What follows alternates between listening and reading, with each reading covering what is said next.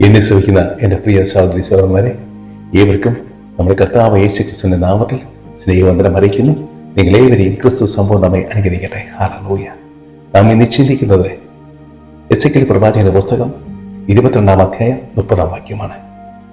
ഞാൻ ആ ദേശത്തെ നശിപ്പിക്കാത്ത വണ്ണം അതിന് കോട്ട കെട്ടി എന്റെ മുമ്പാകെ ഇടിവിൽ നിന്ന് പ്രാർത്ഥിക്കേണ്ടതിന് ഒരു പുരുഷനെ ഞാൻ അന്വേഷിച്ചു, ആരെയും കണ്ടില്ലതാനും. ഹല്ലേലൂയ. പ്രിയരേ, ദൈവത്തിന്റെ മഹാ അത്ഭുതവും അടയാളവും കണ്ട് ഈജിപ്തിൽ നിന്ന് അടിമത്തത്തിൽ മോചിപ്പിക്കപ്പെട്ട് കാനാൻ ദേശം കരസ്ഥമാക്കിയ ശേഷവും കർത്താവിൽ നിന്നും അകന്നു പോകുന്ന ഇസ്രായേൽ ജനത്തെയാണ് യഹോവയായ ദൈവം കാണുന്നത്. അവിടുത്തെ മനം നൊന്ത് പല മുന്നറിയിപ്പുകൾ നൽകി, എന്നിട്ട് അവഗണിച്ചുകൊണ്ട് അവർ വീണ്ടും കർത്താവിന് അകന്നുകൊണ്ടിരിക്കുകയായിരുന്നു.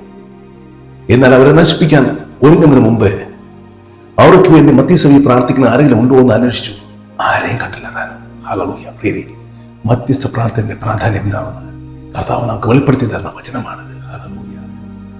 നമ്മുടെ കുടുംബത്തിൽ പള്ളിയിൽ പോവാതെ പാപത്തിനായി ജീവിക്കുന്നവർക്ക് വേണ്ടി നാം മധ്യസ്ഥയിൽ പ്രാർത്ഥിക്കണം. അവനെ ശിക്ഷിക്കുന്നതിന് മുമ്പ് കർത്താവ് നമ്മുടെ മധ്യസ്ഥ പ്രാർത്ഥന കേൾക്കുകയും അവരോട് ക്ഷമിക്കുകയും ചെയ്യും. ഹല്ലേലൂയ. ദേശത്തിനായി പ്രാർത്ഥിക്കണം, നമ്മുടെ ചുറ്റുമുള്ളവർക്കായി പ്രാർത്ഥിക്കണം. ഞാൻ നിങ്ങൾക്കായി പ്രാർത്ഥിക്കുന്നു, നിങ്ങൾ എനിക്കായി പ്രാർത്ഥിക്കുന്നു.